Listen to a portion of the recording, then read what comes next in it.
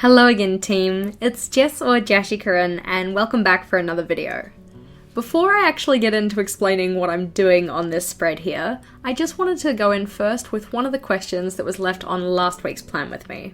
That one came from Marmonial, who asked, how do you get your washi tape so straight? Mine always goes down at an angle and it's so frustrating. So what I like to do when I'm laying down washi tape, and the reason we're taking this question now is because, as you can see, I'm laying down some washi tape. What I like to do is use the dot grid on my journal to line up one of the sides of the washi tape. So I'll put the very edge of the washi tape exactly over a line of dots. Whether that be a vertical line if I'm going for a vertical strip of washi, or a horizontal one for a horizontal strip of washi. Because I can trust the dot grid in my journal to be straight, I use that as essentially a guide to line my washi tape up with. That's just something I find helpful, and hopefully that helps you too. Now back to describing what I'm actually doing on this spread. The spread that I'm setting up today is a Term 4 planner. I set one of these up quite a few weeks ago for Term 3, found it quite useful, so I figured I wanted to have one for Term 4, especially because Term 4 is crazy at my school. It's probably crazy at most schools when you're coming up to the end of the school year, but we have reports, and then because of COVID, our seniors are still around because their timeline got pushed out.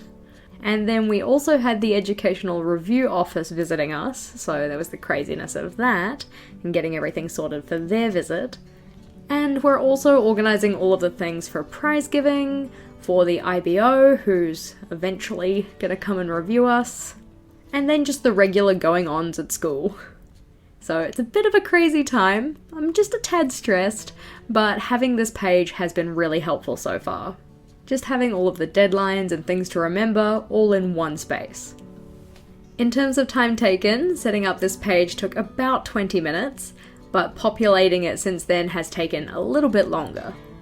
In terms of the other questions that were left on last week's plan with me, our first one comes from Riley, who asked, what are you planning on doing with the last page of each section where it transitions to the next? I've noticed that they're always blank. Well, that's not fair. One of them's not blank. But yeah, I see what you mean. I am intending on going back and using those as like quote pages, and maybe I'll do one of those as one of these videos. Haven't quite gotten around to that yet. What I used to do with those pages previously was use them as part of my splash page for each month, but because the paper is a different colour on either side of the spread, I haven't been doing that for this journal.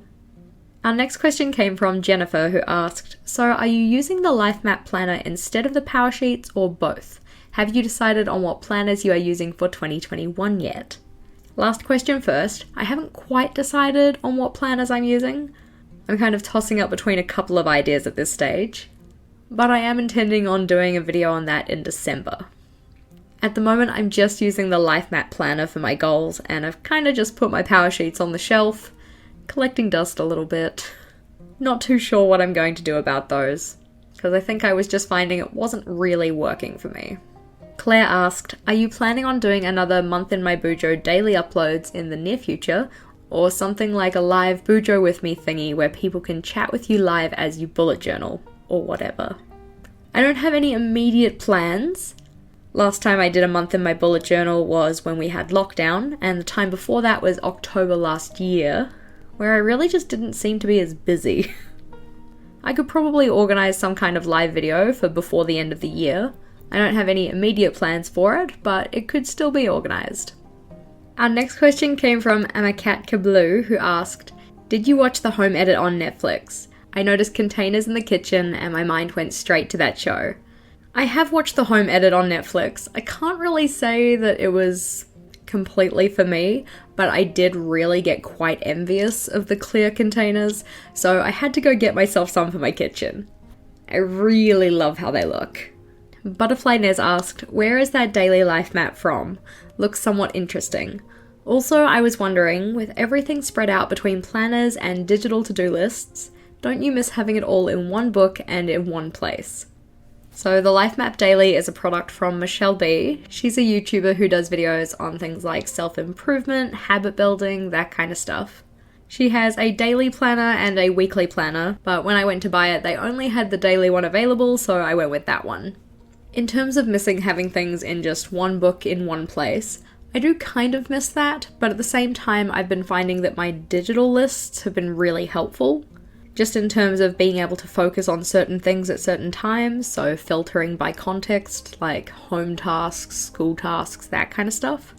But I think I am still going to be sticking with having a balance between digital to-do lists and other stuff in my planners, though hopefully a more refined system that doesn't have so many things in so many different places, if that makes sense.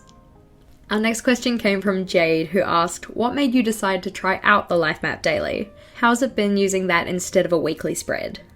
So the real reason I decided to try out the Life Map Daily is because I wanted something to kind of carry me through in terms of goal setting to the end of 2020 that was going to be kind of a replacement for my power sheets. Like I mentioned before, hadn't really been using my power sheets, collecting dust on the shelf, and because the Life Map Daily is a 13-week planner, I thought it would be a nice addition for the end of the year. This doesn't replace my weekly spread though, it is specifically targeted towards things I'm doing for my goals. So really the main replacement I have for my weekly spread, so the place that I put all of my to-do lists and that kind of stuff, that's all on Notion. As I said in the previous question, weird balancing act there, does need some refinement, but at this current moment I think I'm doing pretty okay with balancing my bullet journal, my Life Map Daily, and my Notion lists. Though I'd probably say my bullet journal isn't getting quite as much love as I would like it to have. As always, thank you to our inquirers from last week, and if you guys had any questions you wanted answered in next week's plan with me, please do leave them in the comments below. Having a look at that spread now though, as you can see, it is getting fuller and fuller by the day. Thankfully, I've actually finished writing my reports at this point, but there is still plenty of other things that I have to do. So far, the spread certainly has been helping to keep me sane though.